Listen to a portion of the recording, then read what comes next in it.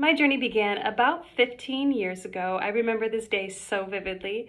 I had been going through some stuff at the time. Things weren't going so well, and I went for a walk to process it, and this was on my lunch break.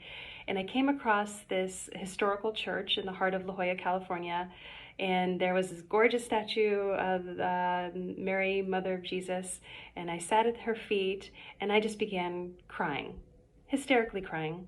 Fortunately, there was nobody around, and perhaps seeking some sort of guidance from the universe. And and then I continued on my walk and happened across a library that I didn't know existed.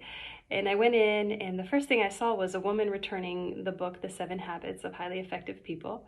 And I, of course, checked it out and hoping it was some sort of divine intervention. Who knows?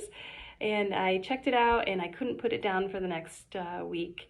And this was all news to me, that we, in fact, sort of the heart of this book is learning that we are the locus of control. We have and can be the locus of control in our lives.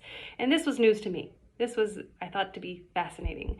And since then, I went on this journey of personal transformation, essentially. I learned so much, all self-taught.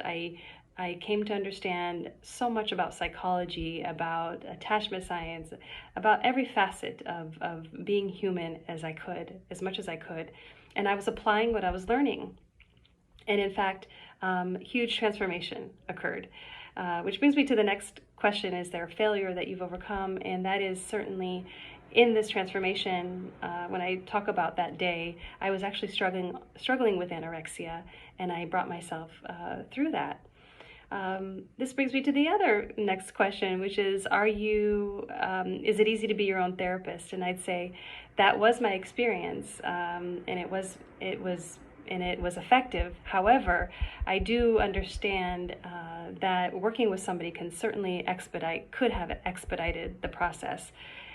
The importance of empathic resonance, I completely missed, and that is working with somebody who is receiving and guiding and with empathy as you process and heal and strategize and modify your being and your consciousness and your setting your goals and such. Having that support of an empathic other, neutral empathic other, is actually modifies the neural networks in your brains and helps to heal unresolved emotional residual trauma that we may have yet to resolve and work through. So I'd say it would have been much more efficient had I worked with somebody in this process. So also the next question is, as far as career goes, what other career would I choose? And my previous career was as an interior designer, and I still am fascinated by it because I understand how I can see firsthand, and we all do, how our environment impacts our sense of wellness, and that we've got these tools to work with in our environment to significantly improve our mental state and well-being. And I think it's so powerful. In addition to that, I would be a writer, certainly, or a physicist, but definitely a writer. I actually have written a book based, that is details this journey of personal transformation and a process that was most effective for me. When I distilled down everything that I had done and learned through those 10 years, I understood what was most effective and what was less effective. And I've included that in the book, and I work with clients. I use that process when working with clients most often. And so those would be fascinating careers other than this, and they certainly had been. At least design was wonderful. Forgiveness. I think that forgiveness, in fact I know forgiveness is understanding.